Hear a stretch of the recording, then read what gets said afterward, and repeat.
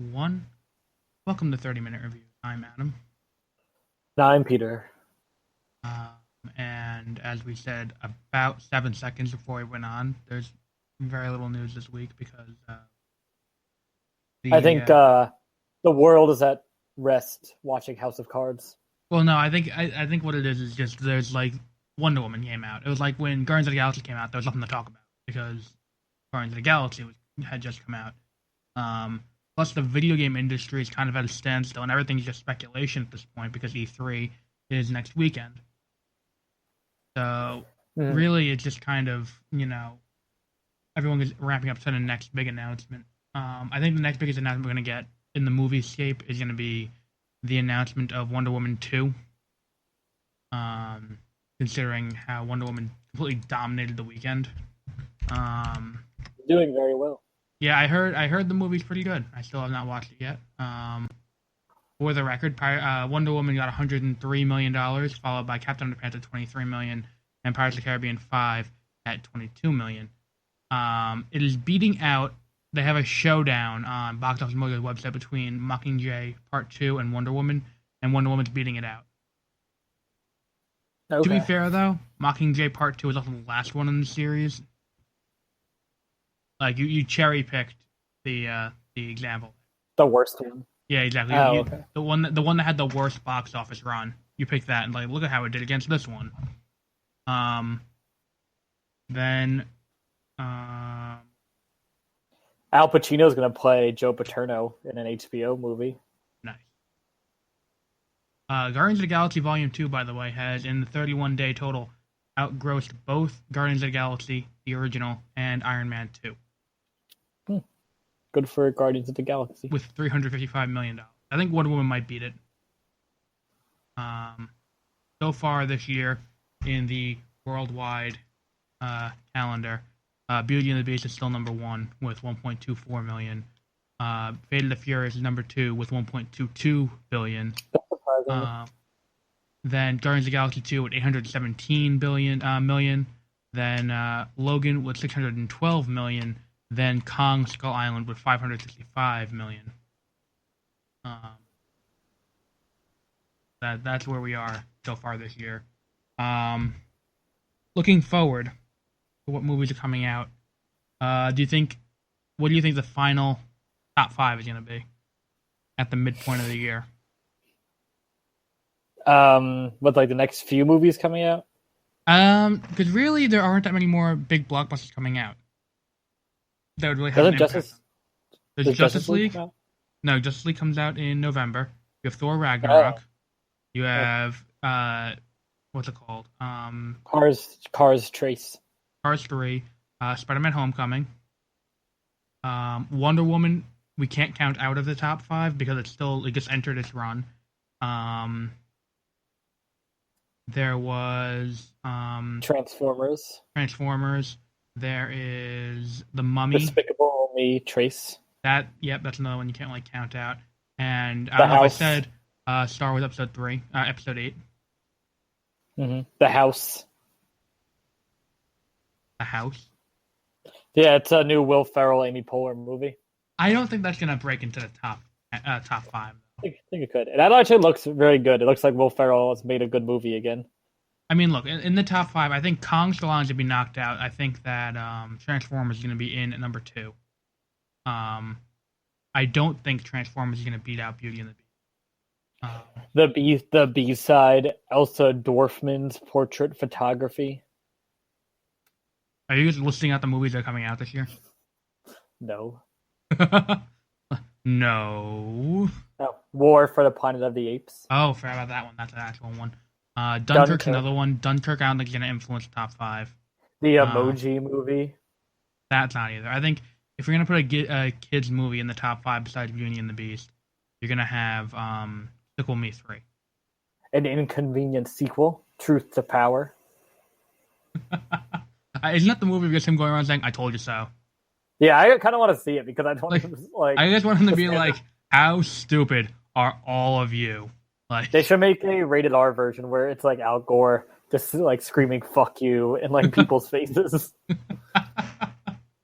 But yeah. Mensch. What's that?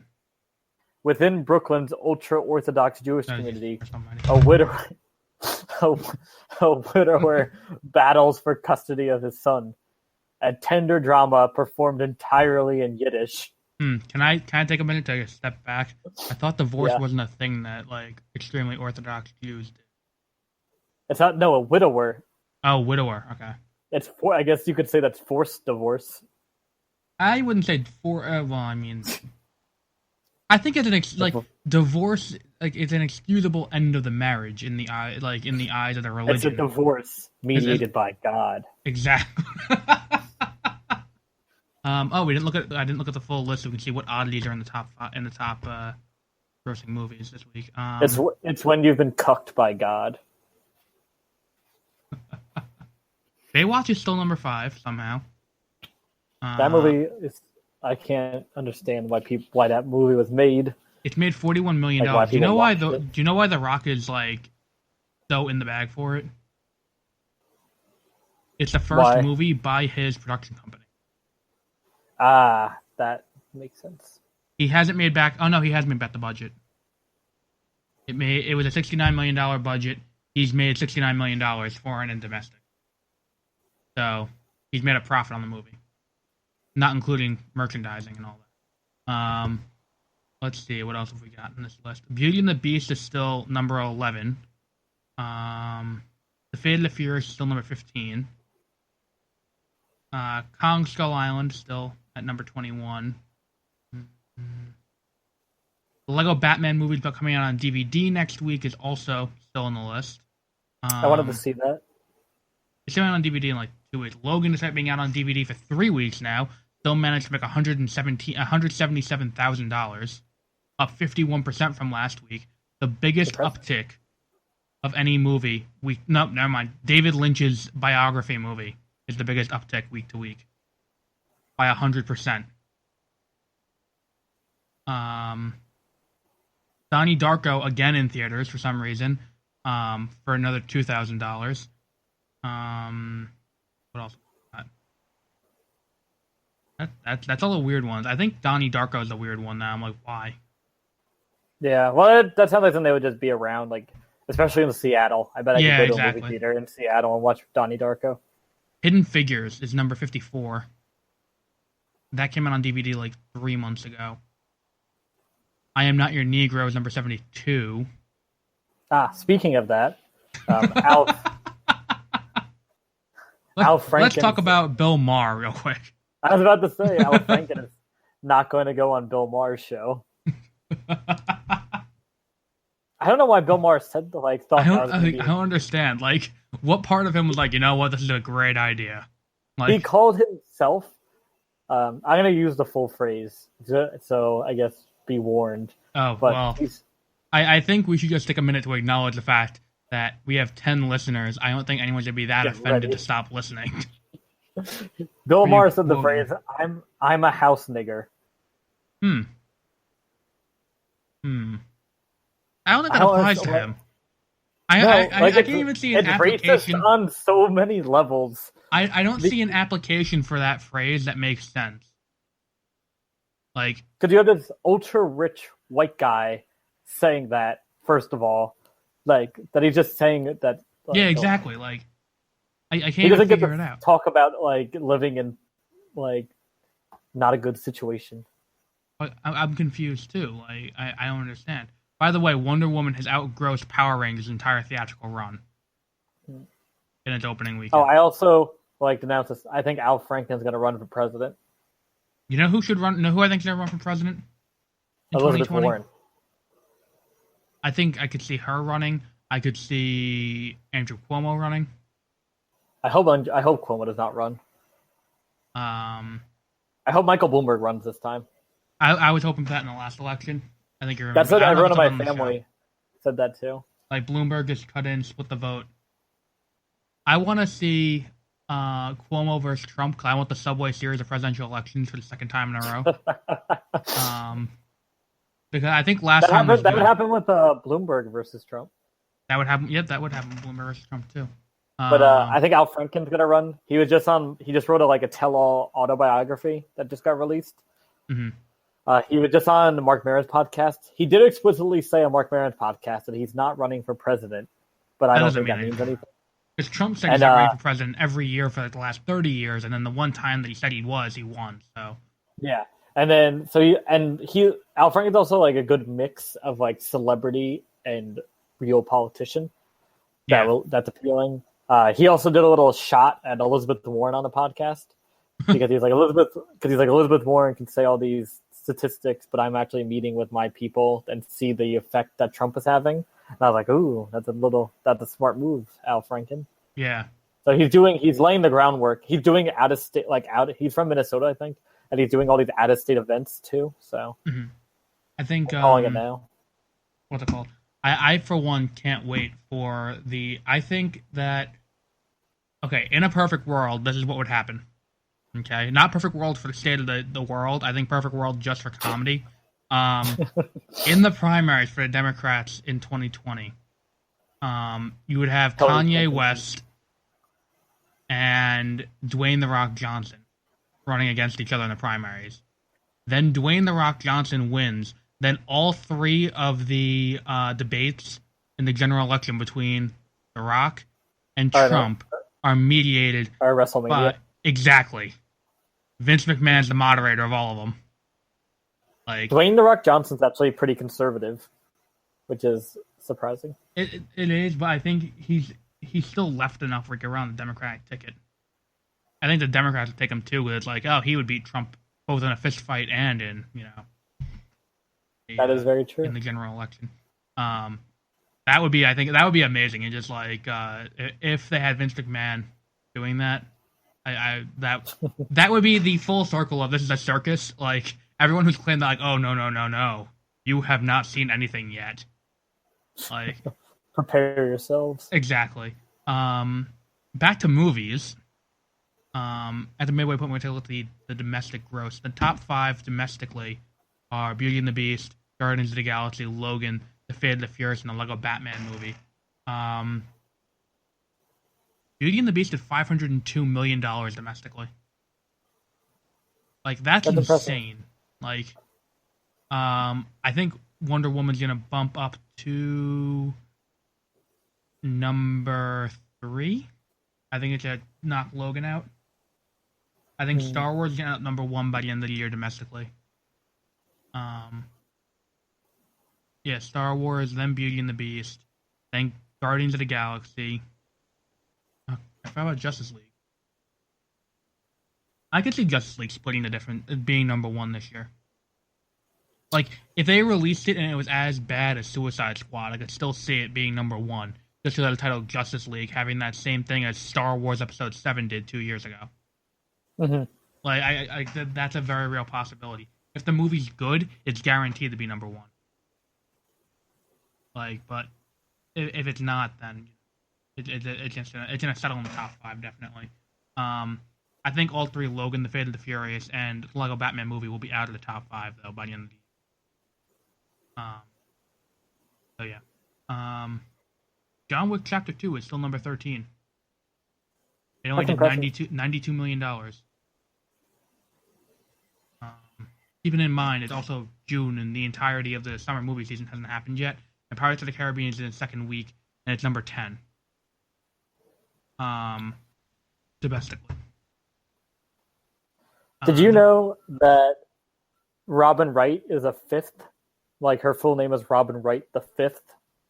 I did not know that.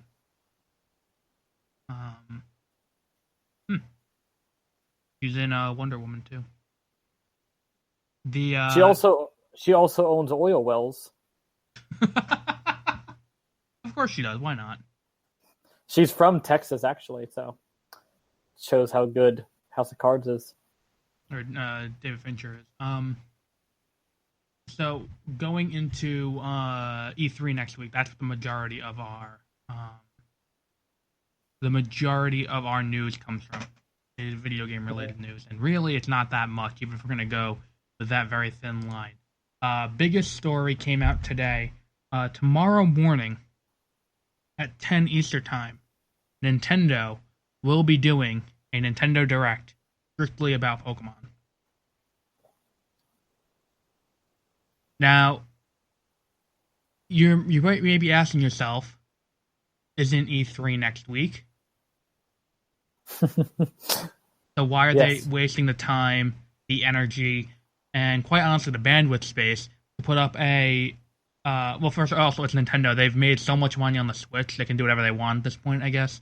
But the why would you do this? And if you look back at the previous two E3s, last year's E3 for Nintendo was incredibly disappointing. They only showed off Breath of the Wild and Pokemon Sun and Pokemon Moon. So that was something else. Then 2 years prior, in 2015, they showed off exclusively Omega Ruby Alpha. Not exclusively. They spent a good amount of time showing off footage from Omega Ruby Alpha Sapphire, which was a waste of time because you don't need to sell a remake because we've already seen it. There's not much more you can really add to it that's going to sell someone who's already bought the game the first time. Then 3 years back was when they debuted Sylveon, the newest Eevee evolution, during E3. And they also debuted the Fairy type.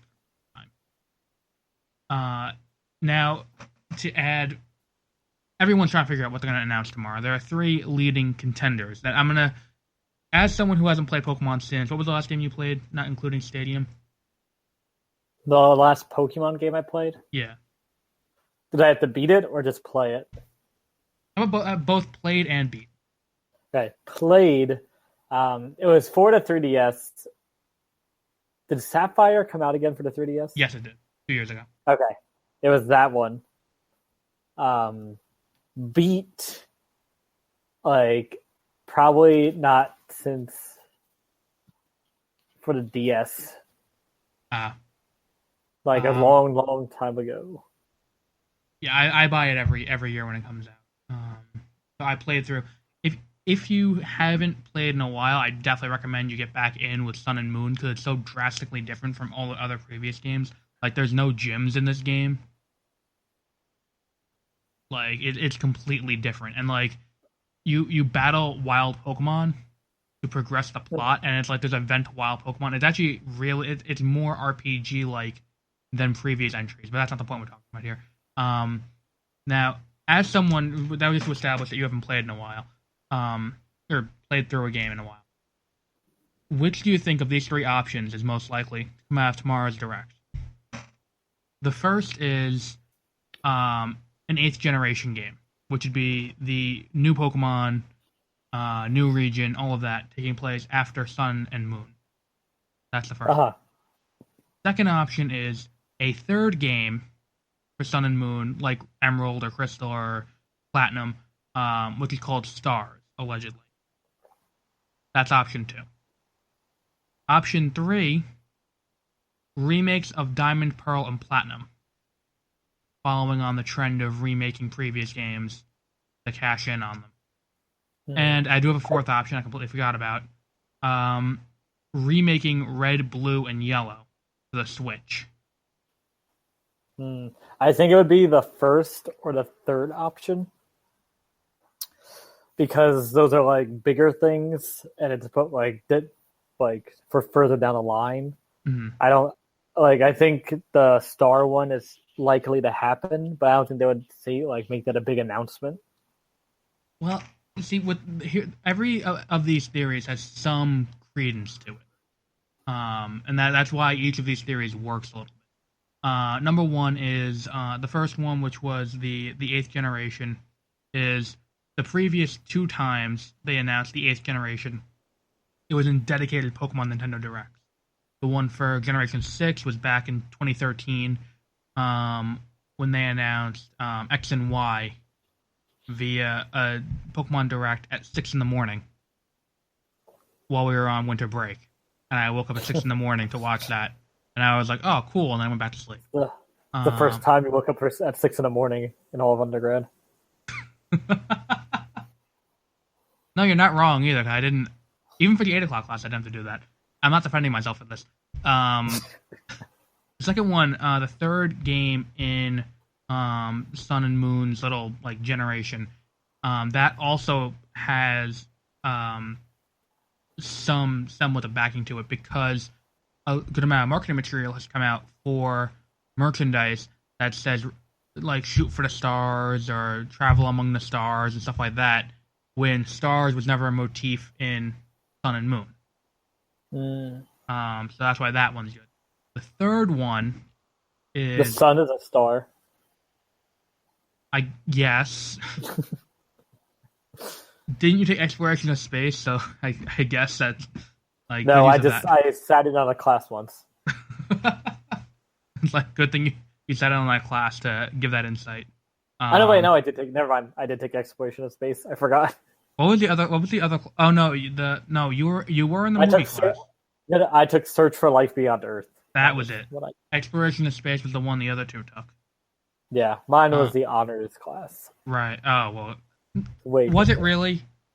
Yeah. No, mine was definitely harder. Mine, it sounds fun, but all we did was physics equations. Well, no. I'm not saying it's not. I'm not saying it's not harder. I'm saying that like was not like.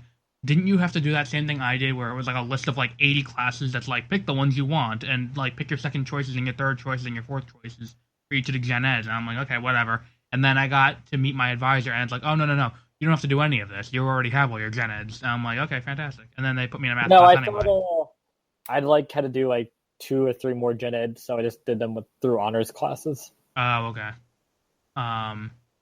Then the third one was the remakes of Diamond, Pearl, and Platinum, which really the only thing lending itself to that is how in X and Y they had some really weird expositional dialogue that pointed to Ruby and Sapphire being remade, such as there was one guy you talked to after you beat him, he's like, oh wow, I'm tired, I swam all the way here from Hoenn. And then there was one guy you talked to and it's like, the 40th anniversary is the Ruby anniversary and the 45th is the Sapphire anniversary. So like it was things like that. That also happens in X and Y with references to Diamond and Pearl, like as materials. Mm-hmm. So that's the other thing. Plus the new movie features Lucario and Piplup. So and Piplup's not a character that gets utilized often in promotional materials. Like Lucario had his own movie before Ruby and Sapphire, Diamond and Pearl came out. But you don't really see that ever happening for Piplup. Then the fourth one is the one that I think is going to happen, the remakes of Red, Blue, and Yellow for the Switch, because the Masuda, who runs Pokemon Company, or he's like the executive producer of the games, something like that, anytime there's going to be they announce this, he always retweets it with a hint. Ooh. Like, he retweeted it when they were going to announce X and Y. And he's like, oh, look at my trip to France recently, when we know Kalos was based on France. And then when they did this for Sun and Moon, he's like, oh, look at my trip to Hawaii. And then the region was based on Hawaii. This one, he tweeted out videos from the beginning of Red, Blue, and Yellow. Like gameplay videos from the beginning of Red, Blue, and Yellow. But is that too obvious? That's what it is. I think here's the other thing you have to take into consideration. What if he like tweeted those out and he's like, time for a Switch? I do think that this announcement is going to be Switch related. Mm-hmm. Because if you try to announce everything at once during the Treehouse event, then you're going to end up with everything being diluted and no big thing's going to stand out. Plus, if you announce it tomorrow morning at 10 in the morning, there's nothing else happening. It's just before the conference starts, so you're going to get headlines for a good day and a half of speculation and what's going to happen and what's it going to be like. People dissecting all the trailer. So I think tomorrow is going to be a Switch game because Pokemon's going to be a Switch seller. Just as Mario Kart was, just as Zelda was, and just as Super Mario Odyssey will be in the holiday season. I don't think Splatoon 2 is going to sell Switches as much as I think it's going to, because I think they're overestimating how much people love Splatoon. Let's keep in mind the install base for that game is so small because no one has a Wii U. They're saying, we're making a sequel to this game. Everyone's like, great? Question mark? Like, okay. So I do think that it's going to be. I think personally, I think it's going to be red, blue, yellow remakes for the Switch. I'm locking that in as my final answer. No one's gonna get the Who Wants to Be a Millionaire. No. That's been off the air for long enough where no one's gonna get that joke. I took the Jeopardy online quiz. How did you do? Okay, I took the practice one. Oh. I got 15 out of 30 questions right. Ooh. I think that's pretty good. When I play Jeopardy along with the TV, and that makes me sound a lot older than I actually am. I do moderately okay. When I play, that's like I usually do well. The ones there was more art history questions than I thought there were going to be on this. Yeah, that's the problem.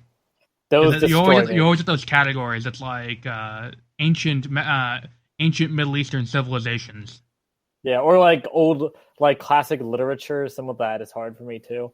Well, yeah, it's like if I ever went on Jeopardy, I can guarantee you get one like Bing, ancient civilizations that existed in the country of Kenya. Like, right. Oh, I could rock that. My African. I took the African geography. My biggest fear is like once I'm on there, I'm assuming I'm going to be on there for like at least 10 days straight. Oh, okay. Like, what are my fun facts going to be? It's like, well, the first day it's like I'm a graduate student, and it's like, oh, cool, okay. Then the second day it's like I work in a lab, okay. And then it's like by the time you get to the fifth day, you're like, my favorite color is like off green. Like, you get to the point where you're like, who cares? I hate Wheel of Fortune. I don't think that they would be happy with you saying that you hate Wheel of Fortune because it's on the same channel. One of mine would be I have pet rats because I now have pet rats. There you go. And it's like you have to make the awkward banter with Alex Trebek. Yeah. Be like, so I heard you broke your ankle. Did you ever see the early episodes of Jeopardy where he was just a dick? Like, they're hilarious. No, but I've seen him be a dick. Like, he does it now, too. There's like one time he like called someone a loser. he was on another show, too. I forgot what it was called. He was on another game show.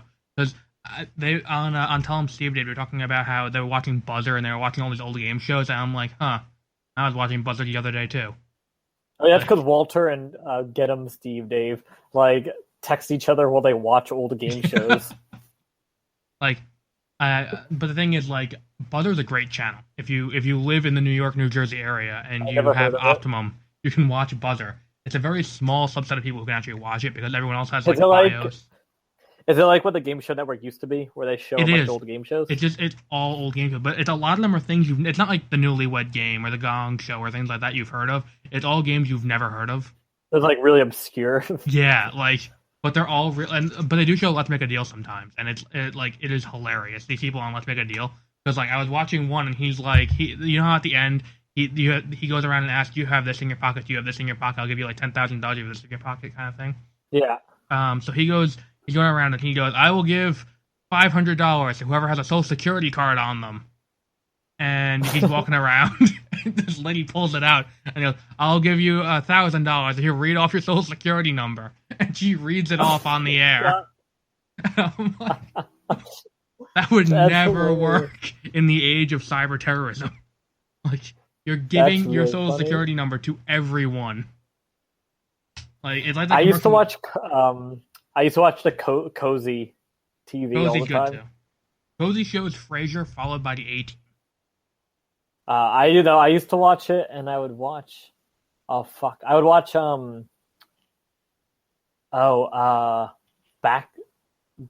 or like Bacharach. He always wore a turtleneck, and he was a detective.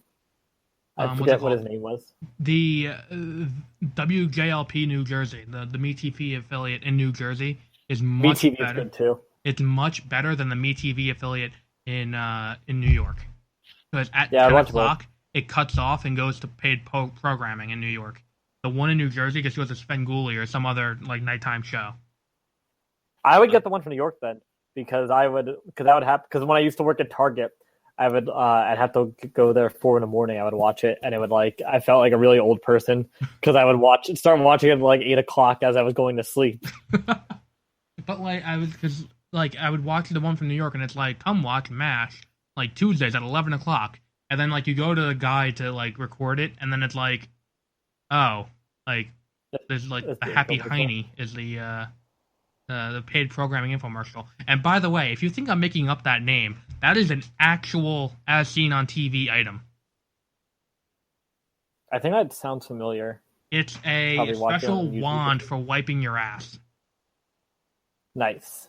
Like, in case you don't want to, like, okay. Here's the thing. I want to. We already said the N word today. I don't want to enrage too many other people. I you have to understand. Anytime you see these as seen on TV items and you see people woefully misusing it, it's because basically every as seen on TV item is designed for use by someone who's disabled. But then to That's very show true. some regular person who's not disabled using it I think they in a should really show stupid way. I think they should show disabled people like fucking up. Well, the thing is, if you sell it to disabled people, you won't get any heal. But if you show everyone can use it, then that's why all of these That things is are so true. poorly acted. They show everyone is disabled. It's not my great uncle who was like, there are too many disabled parking spots. We need more disabled people. Like, but It's because they don't want to use the disabled parking spot because they don't want special treatment. but it's like the happy Heiny is for like if you physically couldn't reach around and wipe your ass, it's like it's a wand to do that for you. But like, Just get a bidet. yeah, that's expensive though. And it's like the commercial for I love the commercial for the Just shit motorized yourself in the bathtub. scooter. It's like, have you tripped and fallen in the last 6 months? I'm like, yeah, with my motorized scooter. Like, I am one of the most uncoordinated people on the planet. Do I get a motorized scooter? These questions are too broad. I just thought about the time you fell in mud. Yeah. That was different though. That wasn't uncoordinated. That was slipping in the mud. One of the best days ever. But what was the other one that was like that? Like the pill, like that pill minder thing, the pill perfect or something like that, where it's like it's designed like you push it and it comes out like a Pez dispenser. No. It's like a circle. It's like this, and then you push it and it just comes out like a CD tray. He's holding a Play-Doh right now. Yeah, that was what I had. That was cylindrical within arm's reach. You push it and it comes out like a CD tray, and then your pills are there. And to people who, if you can't lift it with your thumb because you have arthritis, this is better for you. Then you should just lay down and die. Then there's the the spice rack, the rotating spice rack too is like that. That's pretty cool. Like I mean that's more like for ease of use. And then there's like obviously the button that you just attach on, like that kind of stuff. But like obviously there are some things and some things you don't need. They just show it to you when you buy it anyway. Now, we do have two other news stories before we move on to the movie of the week. The PS4 is getting a price drop for a limited time. So if you do not currently have a PS4 Slim, the entry-level Slim model will be on sale starting the 9th through the 17th for $250. For reference, and let me just make sure I'm explaining this correctly, so that way everyone's aware of how good of a deal this is. This is the same price I bought a 3DS for on release day. You're getting a PS4 for this price. You know what you can do with a PS4 that you can't do that you can do with a 3DS, but like a lot harder? You can expand the memory. Blu-rays. Okay, well you can do that too. I forgot about that. You can get the gold edition for $250 as well on June 11th if you really want to show off that you have money, but people are stupid. That's a really good idea. Maybe I'll do that. Like, because then you'll have a Blu-ray player for your TV. I already have a Blu-ray player for my TV, but I'll have a bunch of extra money then. I'm going to have a bunch of extra money over the summer.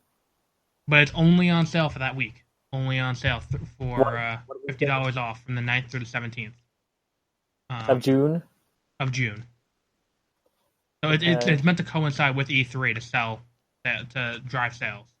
And it's only the Slim model that's on sale, not the Pro, which is the one I have. Well, I mean, the viewer doesn't know, the listener doesn't know which one I have.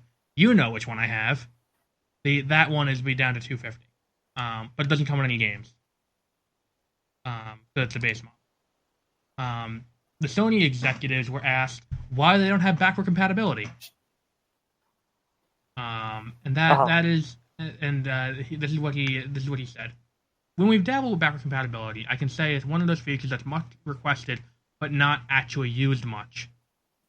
That, and I was at a Gran Turismo event recently, which had PS1, PS2, PS3, and PS4 games, and the PS1 and PS2 games look ancient. Why would anyone play this? Oh now, my God. That's hilarious. As someone Wait, with I a have a PS4 question. Sure. I just went on Amazon real quick to see prices. Uh-huh. They have a PlayStation 4 Slim 500 gigabyte console that comes with Call of Duty Infinite Warfare for $269. Huh. I'm guessing the 1 terabyte one is the one that they'd be marking down. That's a good deal, though. I mean, Infinite Warfare isn't great, but and the install for that game. Oh my God, that game has such a huge file size. I deleted it. How much will 500 gigabytes give me? 5 games, 5 full AAA games. Okay, so I should buy them on disc. Well, no. That's if you buy them on disc too. That's the problem. Games are so big. Like Grand Theft Auto is 83 gigabytes on its own. That's fucking crazy. Yeah. My mind can't fathom. I don't understand. Grand Theft Auto 5. Back in my day, this was never a problem. We fit the entire game onto a CD, and then we didn't have to install part of it, so that way it would run properly. That's why Grand Theft Auto is so expensive. The map itself for San Andreas is installed on your console. If it weren't for that, then the game would be a lot smaller. You wouldn't have to worry about the install. But because the map is seamless and there's no load times once the game is loaded, it's because the map is loaded onto the console. The disc only holds the what's it called? The install file number 1, and number 2 it holds the events. So yeah, and that's the problem. Is even Grand Theft Auto, not Grand Theft Auto, all of the Madden games have high install. Watch Dogs, all that kind of stuff. So that's. And I could do that TV thing that Sony has, through PlayStation TV. Plus. I think so. Yeah. Wait, do I have to buy PlayStation Plus then? To play online, you would need PlayStation Plus. I think you also need it to stream. If you wanted to use it to stream Netflix, I think you would also have to buy PlayStation Plus. But it's not necessary. I have my Blu-ray player that I can do that. But I would maybe just end up doing it because playing online is kind of fun sometimes. Because that's the thing. It's cheap, especially if you can go to a place that still has the old cards. Because here's a tip for anyone who's going to buy PlayStation Plus: browse around because you can get lower priced cards because they upped the price recently. The older pricing cards are still out there. You have to look for them. If you go to Target, you can find them. Best Buy, you probably can't. And I'm continuing my crusade against GameStop, so you absolutely cannot find them there either. How much of it if I just pay through their store or something? See, I used to do that. That is $60 if you do that. I used to do that, but on 2 separate occasions, my account got hacked. So I don't use. That's why I only buy PlayStation cards. I don't buy. My credit card's not on there anymore. Because I was at work and I got the notification from Capital One. It's and first of all, jokes was on them because I didn't have the money in my account for them to be able to buy anything. So the card linked. So it's your transaction for $50 at PlayStation Store was declined, and that came up twice. And I'm well, first of all, jokes on them. Second of all, I want to find out what the hell is going on. So I went on break and I called and they're oh, well, we had someone log into your account and try to use it. And it's how did they do it? It's oh, they called us and said that they were you. Oh yeah, I remember where that's the only qualifier to get someone's you call and say hello, I'm Justin Bieber. Can I have his PlayStation account, please? You just need their screen name. That's all you need to get in is their screen name, and that you can see if you play online with someone. That's why I don't have my information on there anymore.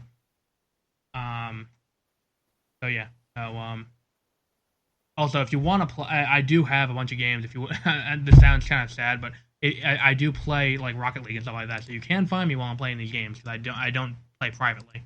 I do play in public servers. So yeah, But the backward compatibility thing that we were talking about before, this is what in 2015 when Microsoft announced it, they asked Yoshida, who's the boss of PlayStation. He said backward compatibility is hard. That was his answer as to why they don't do it. Like, think about that. Like, the entire reason they won't do it is because it's hard. But the thing is, makes sense. I think if they're gonna do backward compatibility, they have to do it not the Xbox way, where only select games are backward compatible. Because like I have so many games that wouldn't be backward compatible because they're just random and no one knows what they are.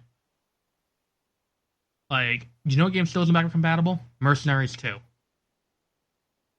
That would be a fun game. I've been waiting for that to go to Xbox One for a while now, and it just won't, and I'm really annoyed about that. I think I know why. Pandemic got shut down, and that was the lead developer on the game, and they own the servers for online. A good amount of the achievements are online dedicated. And if you're logged in and you try to play, I think you remember this when I was playing it on PlayStation, there was a glitch on the disc where they didn't actually put the terms and conditions to use online on the disc. So when it went, what happened is it would prompt the game to show the terms and conditions when you turn it on, and it would freeze because there was nothing to show. So what you had to do is you had to play the game offline entirely. So that's what the problem is. I think they could eventually bring it, but that's something they're gonna have to figure out. But they're not gonna do it, I don't think. I'm really impressed that they got Carrie Fisher to poster cover Vanity Fair. Like, let me just send you this link real quick, because like, if you think I'm kidding, this isn't a stock picture of her from before she died. Like, this is a new picture. So I think that was the last story we have. Yeah. Like, let me know when you say that, so we can move on to. Wait, why are you looking at Vanity Fair on Amazon? That was the question I knew was coming next. What happened was I was going through my I was going through Amazon, and it came up with suggestions on the front page. It's like magazine subscriptions for $5, and then the suggestion was Vanity Fair. What happened? Do people actually do that? Like subscribe on their Kindle? My mom does. No. Oh, I guess on a Kindle it makes sense. My mom does it on an iPad. I thought it was like only through like the Amazon website for a second. No. It's like you can subscribe through like Kindle and stuff like that. The Echo Show is pretty cool. Oh, that's the one with the camera on it? No, that's the one with the screen. Oh, okay. I do not trust that anywhere in my house. The Echo Look is the really creepy one, where all it is a camera that like watches you. Yeah. That screen would be hacked by Russians. So this is gonna be a very you-centric review because I went to Netflix to watch it today, and for some reason it's not on Netflix anymore. So I haven't seen this movie in 7 years, give or take. So yeah. So Clockwork Orange. I read this. I saw the movie a really long time ago, and I liked it a lot. So I read the book, and the book is pretty close from what I remember to the movie. But the book is like written in a foreign language because it's like in really Cockney English, and it's really hard. It was really hard to read. Like, it was not fun. But in this movie, it's just like very vulgar and disturbing. The main you're following throughout the opening scenes, he rapes someone while singing in the rain. I do remember that. I remember that is while they're beating the husband to death. But it's kind of funny because he kills someone else with a giant like dick.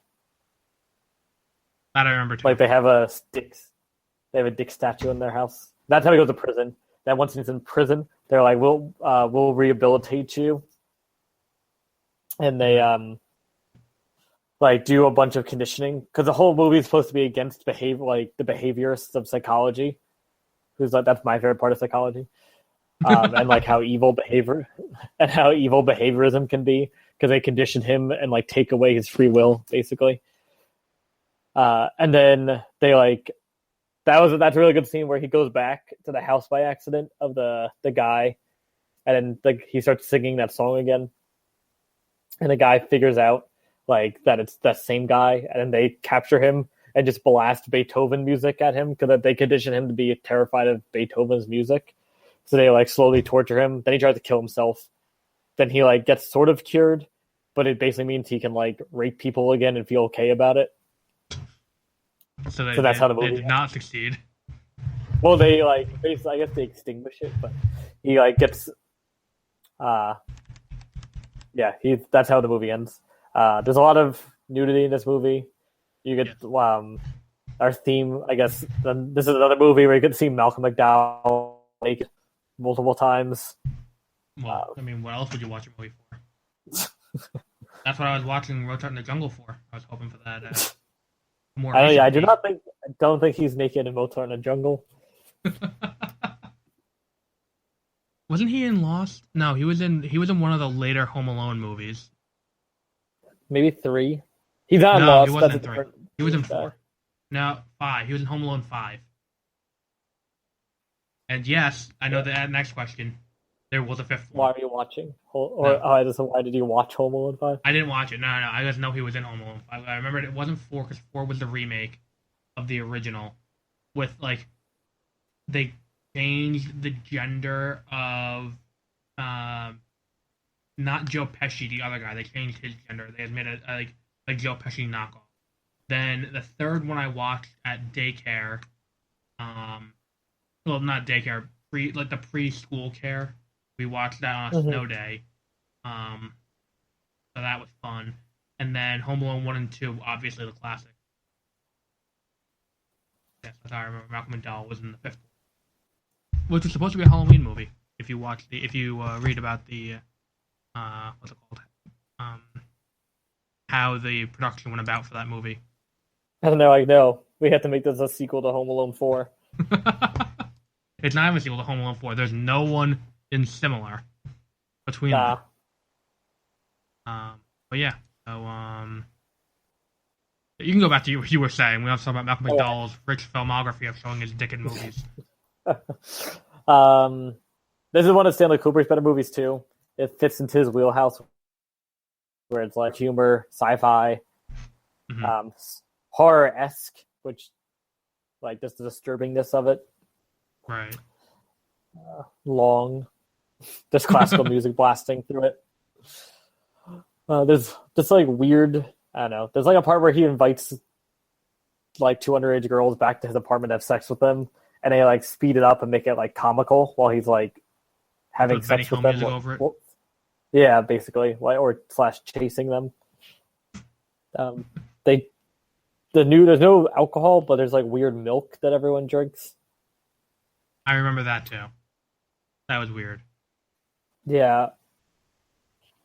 Stanley Kubrick wrote the screenplay too, but the book came out first, and it's not like 2001: A Space Odyssey, where they in 2001: A Space Odyssey, that was not a book first. Arthur C. Clarke was helping Stanley Kubrick write the screenplay, and Stanley Kubrick was like, "We can make so much more money off of this if you write a separate book." So then they wrote a book, like at the same time as writing the movie. Like this, I think, is completely separate things. Yeah. Oh, yeah. That was I do remember that. That book did come out like further before. Yeah, actually, I remember I lent that book to someone in high school, and they still have not given it back to me. To this day, they're on the ship. I can go back. I'm going back to the East Coast. Just get that book. Hey. Yeah. Where? Also, the guy who wrote this book died 2 days after I was born. Huh. That actually is a weird fact. Just like what's his name? Mr. Rogers, I think, has the same birthday. Either that or he died on the same day I was born. It was one of the two. Wait, you think Mr. Rogers died the same day you were born? Maybe. Mr. Rogers died like recently. Not recently. You are vastly. Yeah. He's a World War II vet. Like last year. 2003. Like 14 years ago. It wasn't even my birthday. It was the day after my birthday. So there was Do you no want to part of this feel? that was right. Do you want to feel old? Sure. Okay. 2020 is less than 3 years away, Yeah. but 2010 was more than 7 years ago. Okay. Can I get a minute to like break down that statement? You took the year. Yeah. And you're like, wow. 2017. Like that's not even something that's like. It's one of those dumb things. It's like you ever see those online. It's like yesterday was 3,000 years ago. Like that's basically what the statement was. It's like this fixed point in time was. 2010 feels 7.5 years ago. No, not really, but like it still feels like you're like, wow, like. But literally, like, it is weird. We're currently at a fixed point in time. Like, May was 6 days ago. Yes, like, thank you. May was 3 years ago. Like, wow. I think it's crazy. That's insane. And I saw one thing. It's like people born in 1999 are turning 35 this year. Like, I love those things because they're so stupid. Like, oh wait, did I tell you what's his name? Who is a really fucking annoying science guy that thinks he's smart, but he's really no. The guy who wants to be Bill Nye. Neil deGrasse Tyson. Yeah, Neil deGrasse Tyson. Who someone told me that this is perfect for him. He's the spokesperson for the Reddit page. Like, I am very smart. No, that does make sense. It's like but he tweeted like a month ago. This was a tweet. Sometimes I think we're too stupid to realize how simple the brain actually is. I still think the best was he wrote an article. He did a story. Unironically, I have to say this because I think people can't tell he was being ironic or not. He was not being ironic. He was being completely serious. He did a story about how the science in Guardians of the Galaxy Volume 2 is wrong. Yeah, I fucking hate him so much. It's like he did that with Star Wars. I'm like, Star Wars is science fiction with a lowercase s. It's not really science fiction. It's science fantasy. Or future fantasy. Because there's like no science in Star Wars. It's just space fantasy. Mm-hmm. Like, putting it in space does not make it science fiction. Because science fiction has to have some grounding in fact. Even if you're going to do like the time machine is science fiction because there's technology involved integral to the plot. Where the plot wouldn't exist without the technology. That's not the case with Star Wars because there's nothing in Star Wars that's based in reality to fix the plot around. Like, the plot revolves around a magical like field of energy. Like, nowhere does that exist. He also thinks all science is lesser when compared to physics. So that's why he like puts down all other parts of science except for the one he does. Yeah, so he needs to shut the hell up too. So let's see. So how would you rate this movie? I would definitely give it a 9 out of 10. I saw it probably when I was way too young. Yeah, probably. I think I saw this when I was in middle school. So a lot of it didn't stick, but rewatching it like again throughout the years and like very recently, I really like this, especially when I saw the behaviorism stuff and then looking at it as a critique of that part of psychology. So that made me like it more. All the weird music, like this weird synthesizers in the background and all the classical music, like mixed in with like more new wave technology music was interesting too. So this is definitely for me top 10 Stanley Kubrick movies. Yeah, I think this is one of my favorite Stanley Kubrick movies. I haven't seen it in a while, but it still is. It still is like one of my favorites. I really don't have much more to add. I haven't seen this movie in years. Because some fuckhead at Netflix decided that they don't need it up there anymore. You think that I'm being serious, but I'm kidding. But I'm completely serious. Why is this movie not on Netflix? Why do you think they could take it off of Netflix? Rights issues. So the Kubrick estate was like, nope. Well, no, it wouldn't be the Kubrick estate that's deciding it. Whatever studio produced the movie decided. So yeah. I think, was it Universal that made this movie? I don't remember. I don't think he ever made a movie with Universal. It's probably MGM. That's I don't know why I mixed up Universal and MGM. Probably because they both had theme parks in Orlando up until recently. Yeah, MGM, Paramount. I'm looking at the Wikipedia page. It doesn't give me the production company. I do have one other thing, another little fun game like we had a few weeks ago. We don't really talk about plot. We talk about plot, but we don't analyze the plot too much when we do our reviews. Except for Caligula. Okay, that was probably the most in-depth review we've ever done, and it was for a glorified porno. I think the moral is we need to watch more pornos and just do reviews of that. It's also one of our higher rated episodes. That's. That was it was Warner Brothers was a Clockwork Orange. Oh look, Warner Brothers made a good movie for a change. So I have a bunch of odd plot devices that are used constantly throughout movies. And I want to see if you know what they are. Movies, books, video games, anything with a plot uses these things in some way or another. Do I just have to guess them out of the blue? Like, what do I have to guess? Like, I'm gonna say what it is, and do you know what it is? Like, oh, okay. Yeah, it's an easy one. Like, this isn't like last time where it's like name a movie that did this. No, this is an easier one. So the first one's easy. Deus Ex Machina.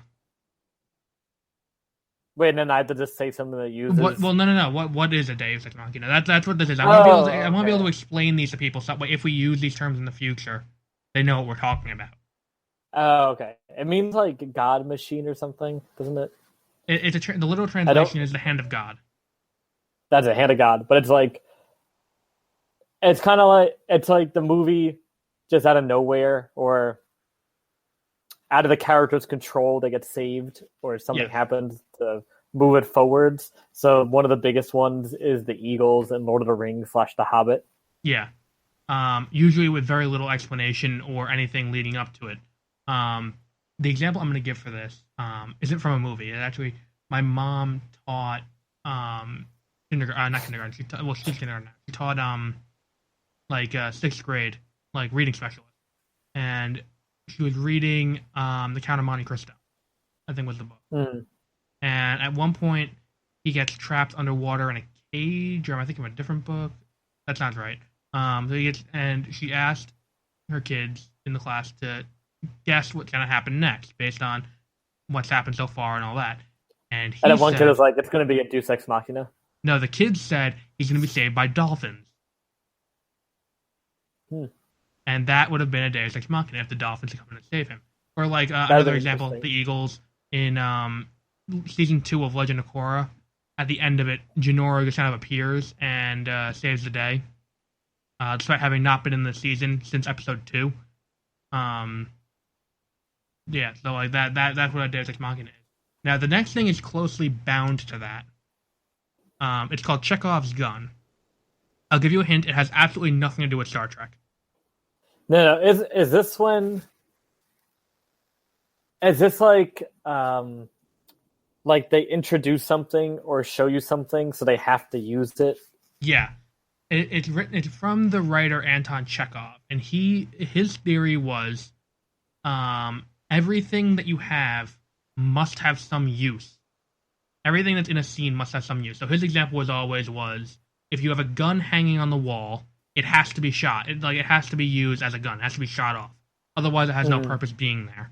Now, again, there are some things like that. Like nowadays, if you were writing something that was a gun on the wall, it would be used to set character or something like that, because, you can't have a gun without being a crazy nut job in the current, sphere of fiction. Thanks, Obama. I'm not blaming anyone for it. I'm just saying in general, like, if you see a gun on the wall, it tells you about the person. That's what purpose I would have today. Mhm. So that's what that is. Chekhov's gun. Most recently, a good example would be in The Flash this season, where early on they introduced this thing that could change your appearance. They introduced it just before Iris dies, and it's like, I wonder how they're gonna save her from this. Like, the thing is, it should be there, and there should be some use for it, but you can't make it obvious that this is how you're gonna do it.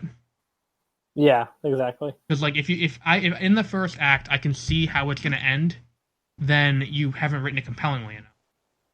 Because I want to be guessing until the end of how it's gonna happen. So that's what that is. Now I also have, we did Deus Ex Machina, a MacGuffin. Is this like to you like make something obvious just to trick the audience? No. Okay, never mind. Then I always think that's that, but it's probably not. It's not. No, that. what you define is called a red herring. That's it. I always confuse a MacGuffin and a red herring. The red herring was from. You know why you confuse them? Because both of them were plot devices in a book of a series of unfortunate events, and both are defined in the book. The red herring was in the plot of the elevator one, the sixth one, and the MacGuffin was the plot of the 12th one with the sugar bowl. That's it. Okay. The red herring is when they have multiple things in there that could all that, or there's one thing that you think is going to be or they make it look like it's going to be the next point of the plot, but it's not actually it. It's something else. It's meant to trick the consumer of the media. MacGuffin is, if you've seen any Marvel movie in the last 15 years, then you know what a MacGuffin is, because it's anything that drives the plot of the movie that's not a person. Oh, okay. So any item you're chasing, like the orb in Guardians of the Galaxy, the batteries in Guardians of the Galaxy 2, which you haven't seen yet, the Tesseract in Captain America and in the Avengers, the entire plot of Infinity War is gonna be a MacGuffin plotline. That's what that is. DC doesn't have that because it's driven solely by character. Nope, that's wrong. How? Man of Steel. Yeah, that's a character-driven Man of movie. Steel's entire plot revolves around the. Oh man, trying to survive. No, It's that the allegory of an immigrant trying to survive in America. Okay, no, I wasn't going to go with that. I was going to say the plot revolves around him trying to get the key thing, which I just called the Tesseract because I don't know what it is. No, that's just an allegory for him trying to fit in. Okay, so we have that. The next one's called a big dumb object. This is basically just in science fiction, and you actually talked about another movie that this is in earlier today. Me specifically? You specifically talked about the movie that this is in today on the podcast earlier. Is it just from what the phrasing is, big dumb object? Yeah. Is it just like a bigger thing that just is there, like the Death Star? Would that be a big dumb object? No, it's a object in science fiction that generates wonder by its existence. And the time you mentioned it was in 2001: A Space Odyssey. What's the monolith? Oh yeah, the monolith. The monolith. The dome. The other one on the Wikipedia list is the dome from Under the Dome, because it's there. That's true. And it's undefined what it is. Then okay. Let me see. Alien space bats is the next one. That's another one I've heard, but I don't think I know what it is. It's really for alternate history stories. Where any alternate history story is something happens at some point in the past that diverges timeline into this alternate timeline. Like Flashpoint. An alien space bat is something that exists that should have no reason being there either way. Because what caused this to happen?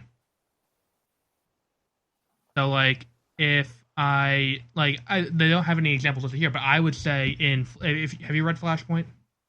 Nope. Have you seen the movie Flashpoint? Nope.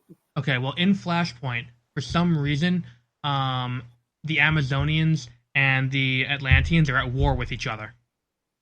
Yeah. Okay. Like, the entire catalyst for the new universe, the new timeline, is saving Barry Allen's mother and not letting her die. So why does that change everything in that way? So it's like if we never cured AIDS. I guess.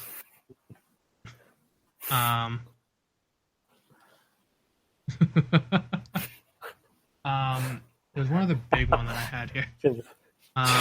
This one Full stop. This is the other one we use. We use this one a lot actually when we talk on this show. Retroactive continuity. It's when you like correct something after it's already. It's what Star Wars does with all of its fucking books, right? Well, retcon is the short term of it, and basically what happens is it's more for comic books or soap operas and anything like that. But really, it works more with soap operas and comic books because of how long they're running. Things change, especially for comic books, which work on a sliding scale for a timeline where there are certain characters that are tied to a certain point in time. Like Howard Stark will always be will always be bound to World War II. Like Captain America will always have his origin in World War II. It's just if you're gonna slide the timeline a little bit, he's just in the ice longer. Or if you're gonna make it so Tony Stark is still young enough to be Iron Man, it's they retconned it. He's not Howard Stark's son anymore. Now in the comics, he is Howard Stark adopted him at a later time in his life. Okay. Like that's how that works. So a retcon is when they change something to change how it's interpreted. Like a recent example of this is they went back to an issue from Civil War, the comic, and changed one of the lines where Captain America is being interviewed by a reporter, and she asks him, "Do you even have a MySpace page?" Keep in mind that Civil War was written in 2006 when MySpace was still a thing. They changed it now to, "Do you even have a Twitter account?" When they redid it. So like that's what a retcon is. Then let's see. This is one that we don't really get to use too often. An unreliable narrator. Oh, okay, that's just especially I guess I think it's you encountered the most in books because when you have like a first person internal narration, right? It's like you just can't trust the whoever's telling you the story. Yeah, for any number of reasons. So like Catcher in the Rye, I think that's the yes. famous Holden one. Caulfield's the example of the one that's limited to their point of view, and it's not that they're in that example. It's not that they're unreliable because they're outright lying to you. It's because they don't know the whole story of what's going on. They're just biased, right? Yeah, because they're telling their story from their point of view. Exactly. Then there's like the crazy person, which is Kafka. Patrick Bateman. That's another good example of. Was Patrick Bateman crazy, yes. Or was he justified? No, he was crazy. Those a question. There also is a liar, but I haven't really seen. That's a very hard one to do. So not many people do the liar. Let's see. There are a few examples of film unreliable narrators: Citizen Kane, Fight Club, Forrest Gump. But yeah. But Fight Club wasn't. I guess that's the crazy one. How's Forrest? Oh, I get. Never mind. Yeah, because he doesn't know what's actually going on because he's retarded. Okay. Then the next one is In Media Res. In Medias Res. That I don't know that one. That one was popularized in I think the Odyssey. The Odyssey is one of the first examples of this. It's when a work starts in the middle of the action. It's literally the literal translation from Latin is in the middle of things. So it starts you out in the climax or in some battle. And then through the rest of the movie, they get back to the beginning. Yeah, I really like when they do that. It's fun. It's usually just what non-linear plot is. But other movies, The Usual Suspects, Kill Bill 2, Doctor Strangelove, and the thing is, it says not to be confused with a cold open, which the cold open really was popularized more recently. Mm-hmm. Like in House of Cards. It started on TV actually to cold open. Yep. And then it moved into movies where they would start out before the opening credits, the movie. Because up until the 60s, the TV movies had like the credits that you see at the end were all in the beginning of the movie. So the entire movie was a post-credit scene. Kind of annoying. Not really, because the movies didn't have as big cast as they do today. Yeah, but still, it's like and they didn't credit everyone. They didn't credit the driver for the actors. They didn't credit all those people. Like they literally just credit the people who were there in that, like in the movie. Then like the DP, and all the and like the who did the soundtrack and all that stuff. But it's like, imagine I did that for Interstellar. Then Matt Damon was there. Ruined. Yeah, that's true. Now this one is listed on that site. I'm not entirely on Wikipedia. I'm not entirely sure why. Occam's Razor.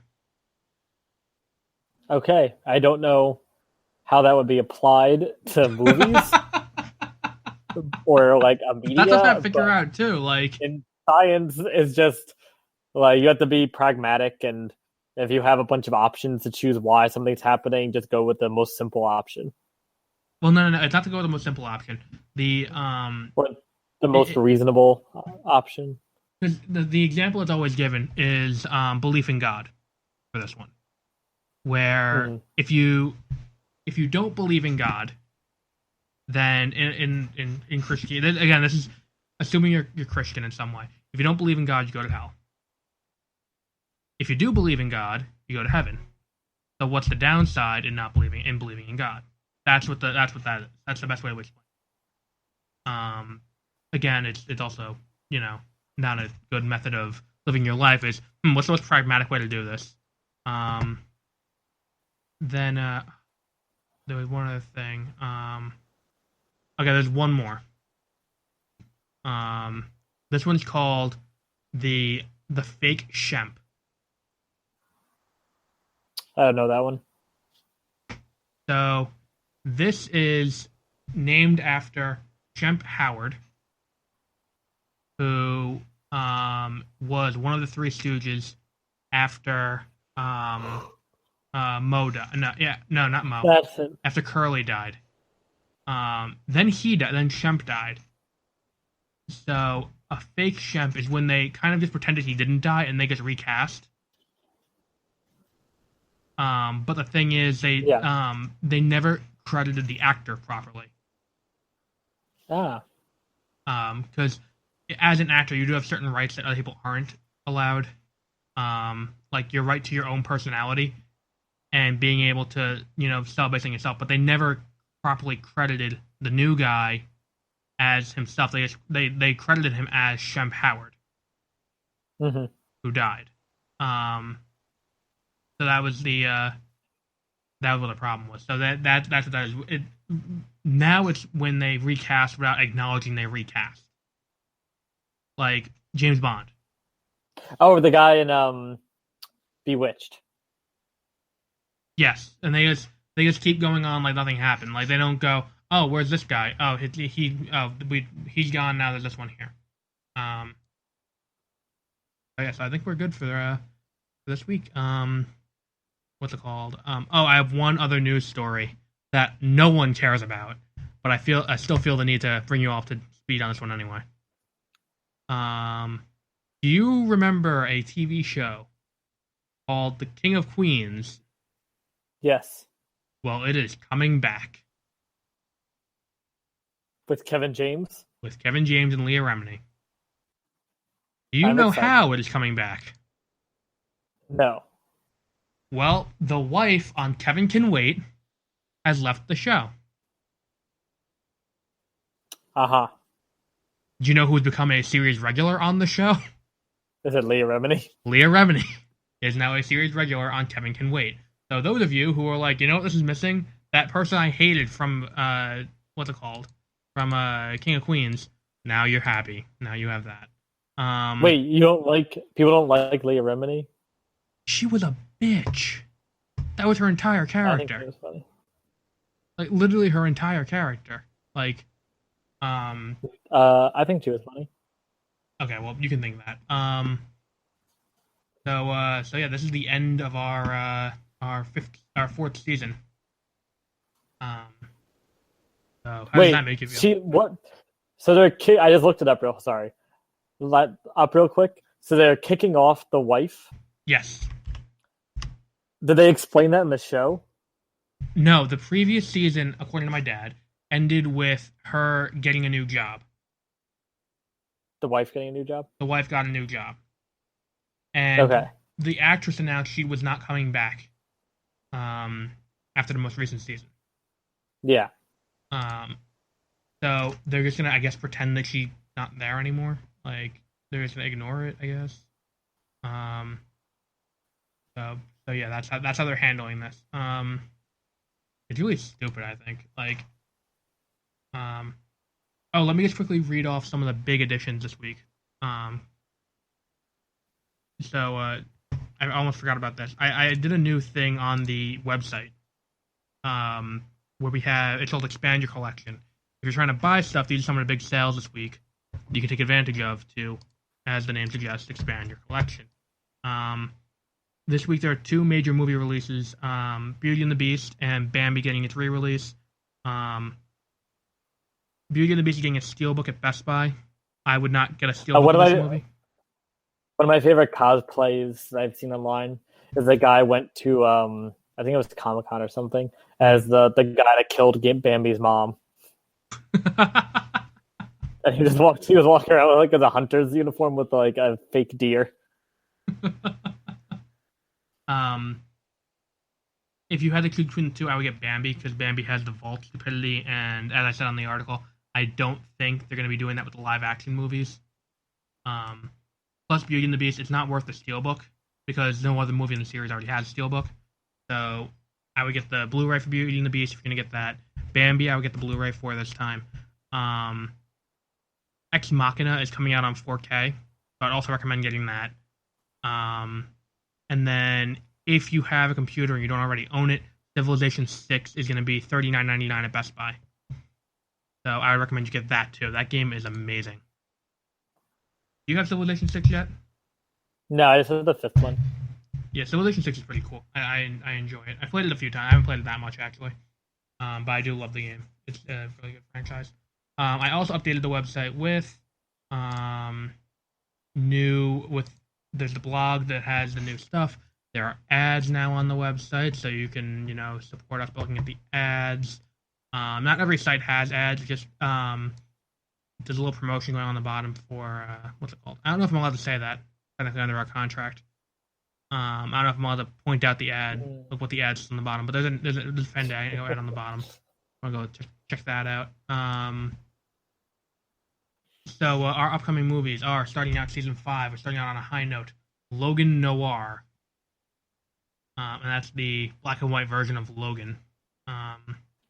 Then the 1999 classic movie, The Mummy. Then Youngblood Hawk. Then Cars. Then Transformers: Age of Extinction. And that's coming up over the next few weeks. Do you expect to see Wonder Woman at some point in the near future? I don't know. I have a movie. I added a movie to our list that I think you're gonna love. What? Shin Godzilla. What Godzilla? Shin Godzilla. That's the new Godzilla movie that was in the new Japanese Godzilla movie.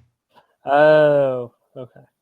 That's not a movie theater movie. That's a theatrical release. That's a DVD movie. But yeah, we will be doing some more Beware of Spoilers at some point in the future. Do not worry about that. We did not forget. So if I buy the Logan Blu-ray, will that give me Logan Noir, or do I have to get it special somewhere? No. The Blu-ray does come with it. Check the back. Because I know my copy of Logan came with it.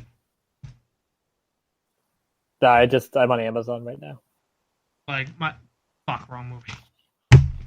I grabbed a different box.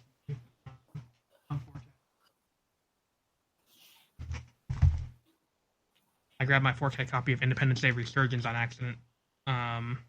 Basically as good as Logan. That was a good use of my money. Logan on the back. It says like right here includes both theatrical and noir versions. Also, Best Buy screwed up the cover. They put these two giant ass stickers on them on the outer case. Can you put them here, like on the inner case? Like, can you just not do that? Like, okay, so I think we're done for today. Before I start ranting about Best Buy too, I can't boycott every store that I buy movies at or buy video games at. That would be an idea.